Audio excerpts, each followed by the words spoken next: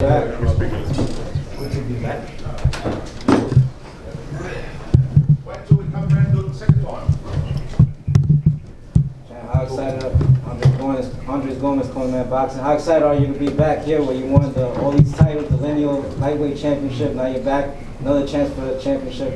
How excited are you, man?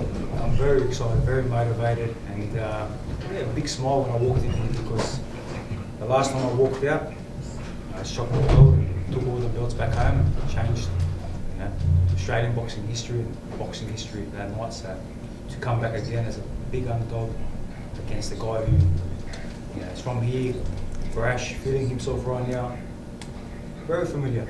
KAMBOSOS, you guys do a face-off? You face them off already? No face-off yet, but we had a few things to say back and forth on the table, and yeah, it was good. Look, we're going to say things, he's going to say things, but to be honest, yeah, to me, I respect him, and I think he respects me, but there's a lot of competitive nature too with both two guys that want to win.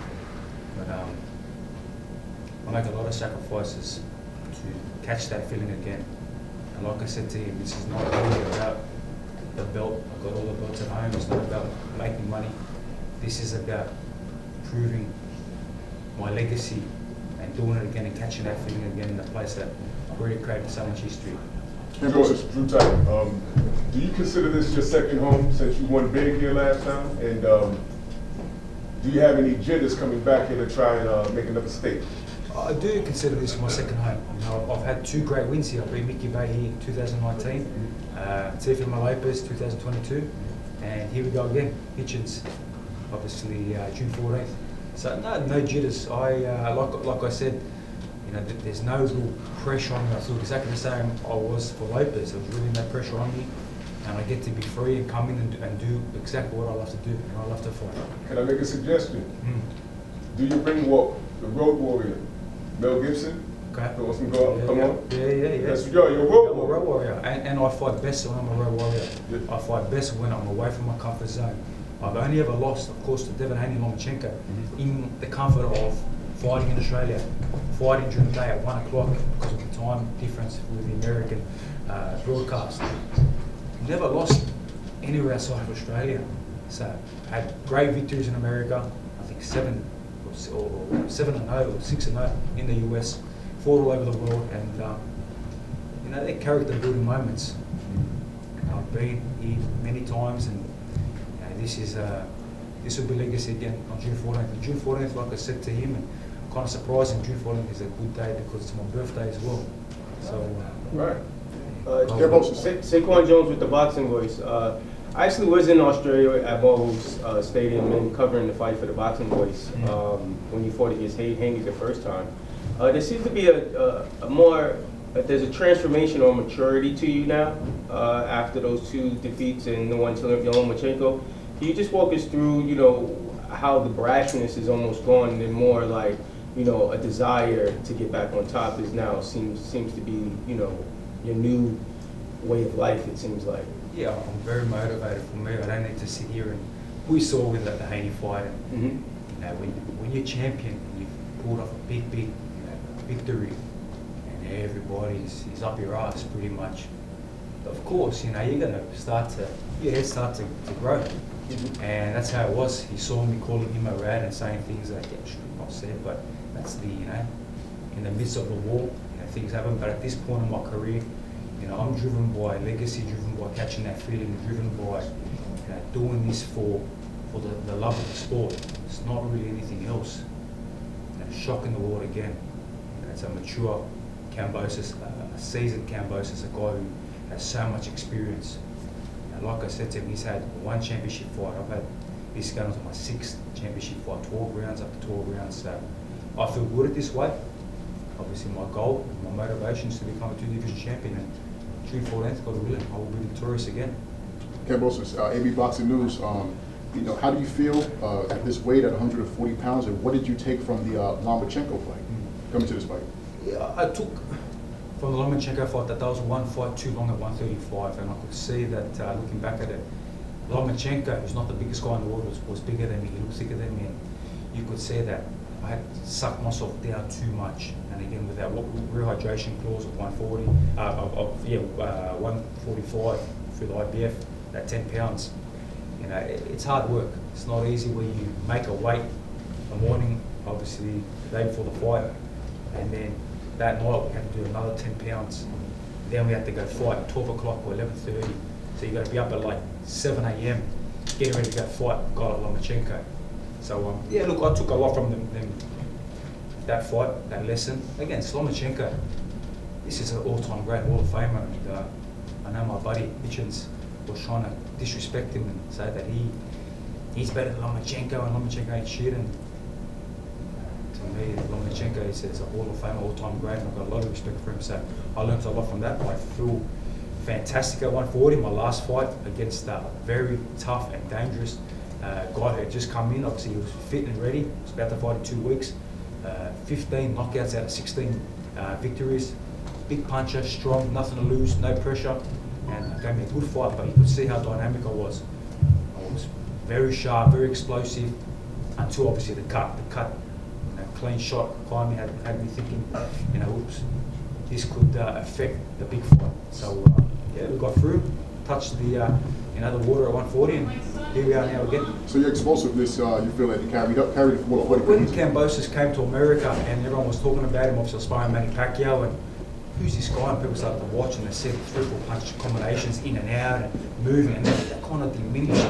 And you start to pinpoint where did that go? Obviously had a hell of a fight with Lopez, but the older you get, the harder it is with weight. Slowly, that was diminishing, and I was less output. So now at 140, we showed him the last fight, more output, more chances, not worried about taking a shot and coming back, and that was the old Kambosos. So it's safe to say he's back. He's here. Jay with Sportbox TV official. Actually, keeping on topic of Pacquiao, what are your thoughts on his return, actually? Yeah, it's surprising. Obviously, I know Manny very well. You know, he's a true competitor. He's a guy that if you put something in his head, and obviously to create more history, he's a guy that's going to give everything and try his best. That's what Manny. One thing I always learned with Manny is give 110% and try your best no matter what. So yeah, he's going to give it his all. Again, you can't beat Father Time though. Father Time is hard, and it was very hard watching him fight Ugas, and you could see it. And then watching the exhibition he had with the Korean guy or the Japanese guy in last year, it was hard to watch. I know Manny, I know the man that I was sparring. I love that guy. So, but again, he's a legend, and if he turns it on, he can still do it. Absolutely, and also, so the plans, if everything goes well against Hitchens, would be Tio. Now, seeing Tio's last fight, is that the same Tio that you fought, or are there differences in the fight game, and how do you think that you would do against him coming up after this? Look, my mindset, of course, there are bigger plays here, but my mindset is on Hitchens. I can't sit there and speak about anyone else who I'm going to fight next. I'd be crazy to do that. Let him do that. Let him say he's going to fight this guy and that guy after Kambosos. I'm focused on Hitchens, June 14th. After that, who knows? Who knows what's to happen? I might go back on my big boat and start a ferocious fishing vlog and catch big fish like you would have seen me doing. I might go do a UFC fight, who knows? When Tio was saying about him almost dying after the fight, does that sort of taint your victory? Do you? No, that's just bullshit. You know, that's just him. You know, he was screaming his head off when he walked into the arena and kill you, Kambosos, and he looked in tremendous shape. But you know, like I touched with Hitchens just before, people will hear him say about certain things, and we've never seen any proof. We've never seen nothing. Now, if that happened to me, he's the proof. But if there was some proof, mysteriously, who's to say that right hand and never took his head off, didn't rip his whatever? That's all bullshit. That's all lies. But you know, I touched on it before. Do people forget I live in Australia?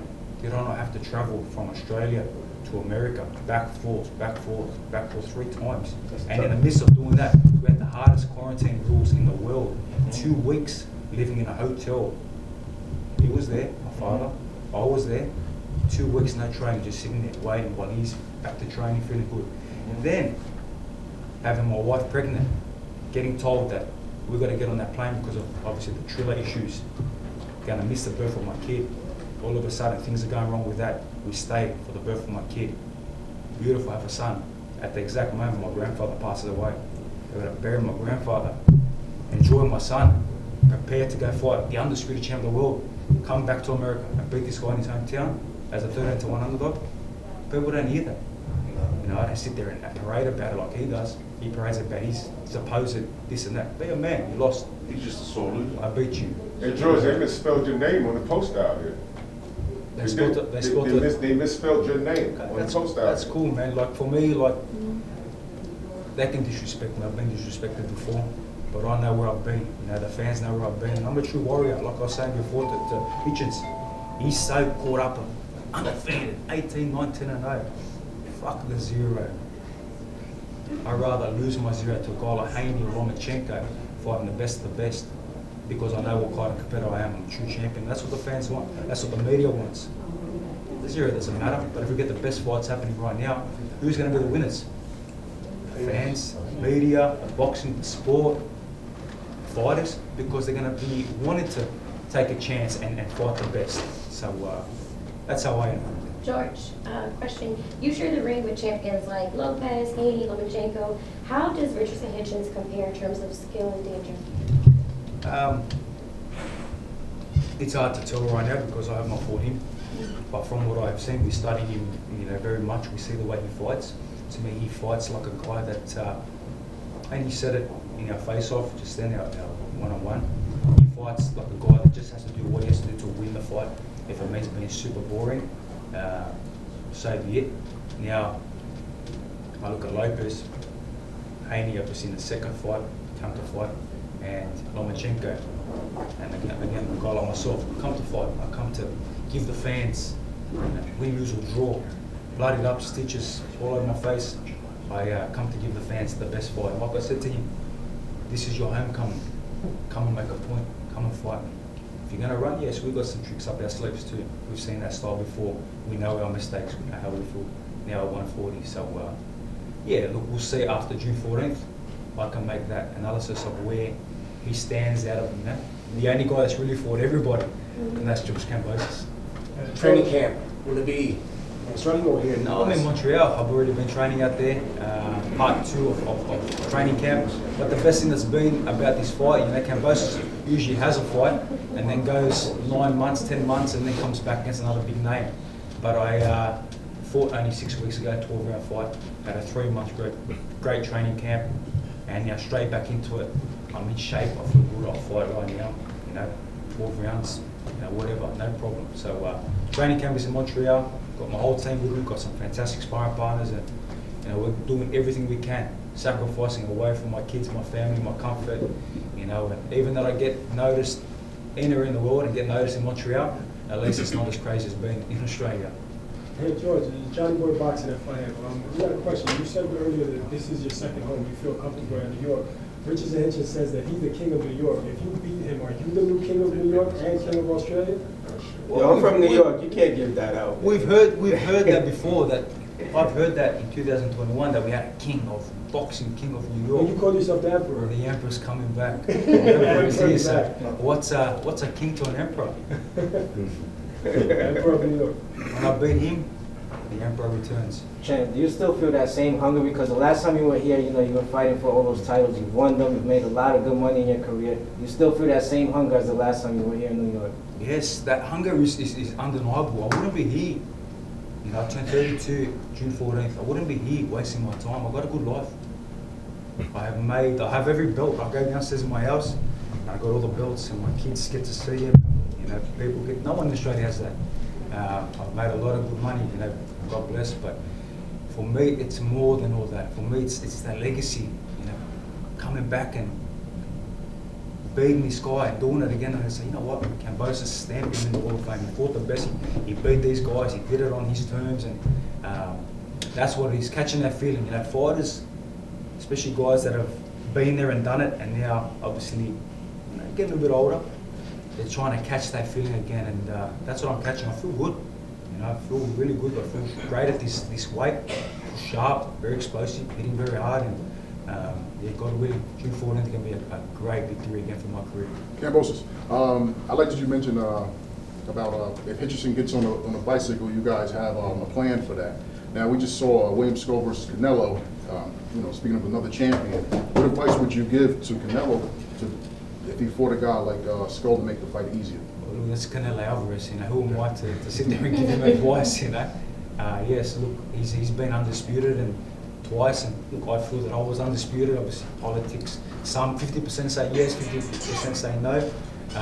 But yeah, maybe, I was watching Canelo and Danny Jacobs, a couple of days ago, just studying that fight after his recent fight. That movement and what he did in that fight and the way he cut the ring off and just beautiful head movement. That's the Canelo Alvarez. Yeah, it was a bit of a weird one. It was a weird week, but again, it's Canelo Alvarez, and who am I to give him any input? George. George, what mental edge do you believe you bring into this fight that Hitchens has never seen before? I've got that championship caliber. I've been there time and time again. I'm a hungry, warrior, that will, that heart to win this fight. For me, I feel that Hitchens, good fighter, great fighter, whatever you want to call it, hasn't been proven yet. He won his championship against another Australian guy, and he hasn't fought the big names. And he can say that he's done this inspiring, and he feels like he's that, and he feels like he's going to be the king and the best in boxing. But you got to show it in the ring, and we'll see how much heart he has. We saw it in the Lemos fight. We see certain glimpses of him, and then we see what style he brings. So, I'm a different kind of fighter, different kind of person. But I'll tell you what, there is two competitive guys, coming to give it their all. New York is in for a treat. The boxing world is in for a treat. So, no disrespect there. This is going to be a hell of a fight. God willing, he comes to fight, and if he doesn't, like I said, we've got our tricks and aces up our sleeves. We learn from our lessons. Thanks, everybody. Thank you. I can talk to you guys all day. But I got a flight to come back from Montreal. Yeah, we've got a plane to catch.